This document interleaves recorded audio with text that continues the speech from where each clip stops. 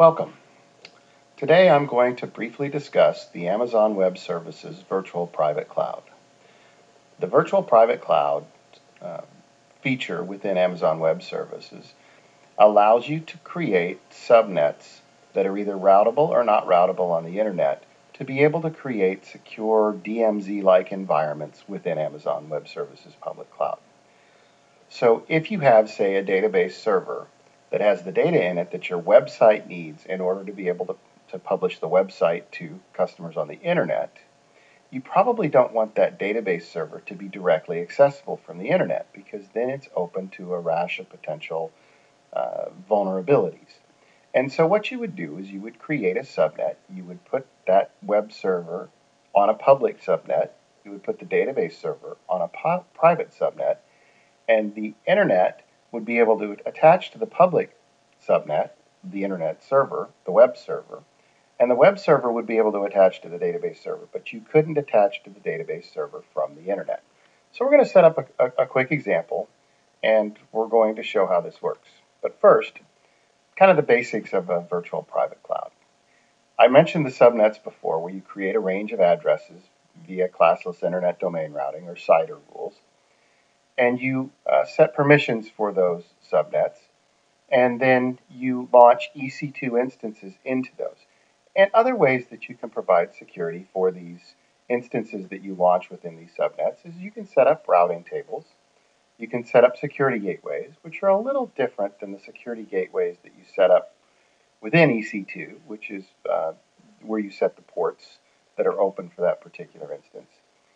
And you can also set access control lists or virtual private networks. Now, all we're going to do today is create a subnet, accept the default. We're going to create a security gateway, and then we're going to launch an EC2 instance into that subnet and show that it doesn't have access to the internet and that we can connect to it if we're on a machine that's within the CIDR address range that's valid to be able to connect to that machine. And basically, we're going to show that you can create a machine that is not on the internet but is in the cloud. So you go to your AWS account and you go to VPC and you create a default VPC. And if you go to the subnet configuration, you'll see that by default, if you pick the create one subnet within your VPC, and you can create additional ones after you've set it up. But if you look at the default configuration, it's pretty standard. And down the left, you can see route tables, internet gateways, DHCP option sets, elastic IPs, and all of the different options that you can set for a subnet. So we're going to create a security group. And within that security group, we are going to say that inbound, if you are on a specific address range, we're going to allow SSH into the EC2 instance that we're going to launch. With regards to outbound rules, we're going to eliminate all outbound rules, which means the machine, once it's running, should not be able to attach to the internet. Then, once we've configured the security group and have our standard VPC with the default configuration, then we can go and launch an EC2 instance. And when you launch the EC2 instance, you can do that from the EC2 console. And from within the EC2 console, you now have an option when you launch of choosing the VPC, as you can see in the picture here. So you select that particular VPC, and then as you go through the additional steps for launching the instance, you also pick the security group, which is the security group that we configured. And when you launch that instance, a few things happen that are a little bit different than what would normally happen when you launch an EC2 instance. The actual launch process itself is extremely similar to just launching an EC2 instance. But you'll notice that after it starts, that you won't get a public DNS and you won't get any routable information, no DNS entries for that EC2 instance. So now it becomes difficult to figure out how to attach to that particular instance. You'll also notice that it's got a 10.0.0.5 address. I put that in when we started the instance because it's a server and it needs to have a fixed instance or fixed IP within that subnet so that other machines can attach to it within the future. or in the future. So if we look now just basically at what we've got, we have the Amazon VPC that has an inbound rule that allows from 10.61.x.y, any addresses within the 10.61 range, to be able to attach via port 22. The subnet itself's configuration allows traffic to the subnet and away from the subnet. And I've got 0 outbound rules. Now there is one other thing, and the address for the server is 10.0.0.5. Now the one thing that we also have to do is we have to create an elastic IP, and we associate that elastic IP with the DB server. So there is an address that is routable on the internet that is mapped to this particular instance of 10.0.0.5.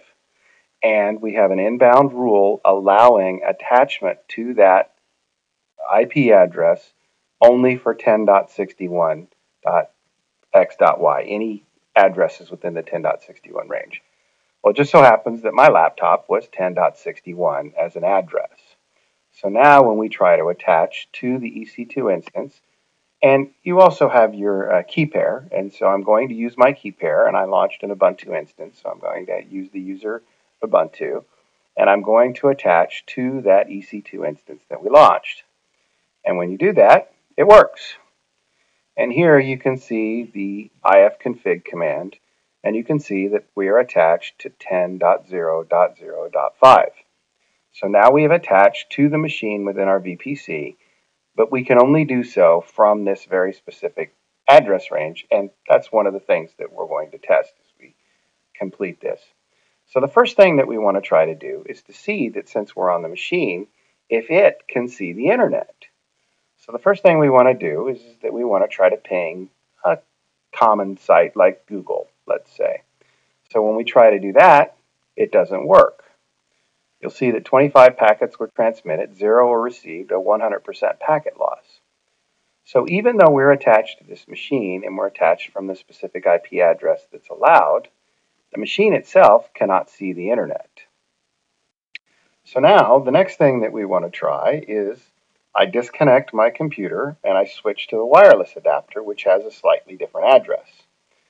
And I disconnect from the EC2 instance, and with the wireless address active and with a 10.63 address instead of a 10.61, which shouldn't work, I try to attach again to the EC2 instance, and it fails.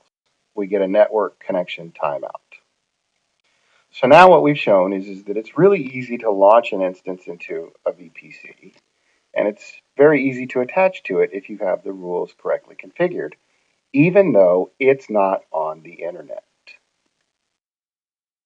So you can see that for a basic VPC configuration, this box could easily become a database server. We could create another subnet, and we could have outbound rules and inbound rules for that subnet that could have CIDR ranges of 0.0.0.0, which means any device on the internet could connect to it. We could open up port 80, we could open up port 443, and we could have outbound rules as well. So then you could have servers in that subnet that are publicly available, and you could have them have access to this server, but this server doesn't have access to the internet and can only be connected to from a specific IP address. But in addition to just this one methodology for blocking access to the server, you could also have configured the subnet itself to allow access or not allow access. And you could have also configured a variety of other means to protect this particular device. So some examples, some takeaways from this are, this basic example, is that you can have access control lists. If you want to encrypt the traffic to make it secure to your database server, you can actually set up a VPN, and Amazon actually supports hardware-based VPN access to your instances as well. And we demonstrated the IPA range limits and the port limits.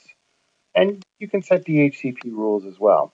So if you have anybody within your organization, or you yourself, if you're experienced with basic network security kinds of things, then there's a variety of ways that you can secure your instances such that they're secure even though they're on a public cloud. However, You must provide some means of attaching to the server from the public internet, no matter how secure it is.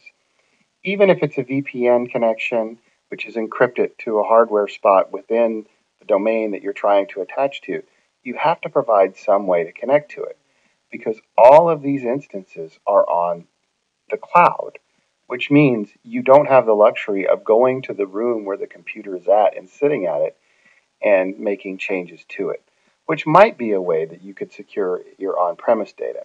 However, you have many, if not all, of the same tools for securing your instance access that you would in an on-premise data center. So while you do have to leave a way to get to your data to your servers that are in a secure space in the public cloud, the security is still extremely high with regards to the types of configurations you can use to deploy to a cloud environment.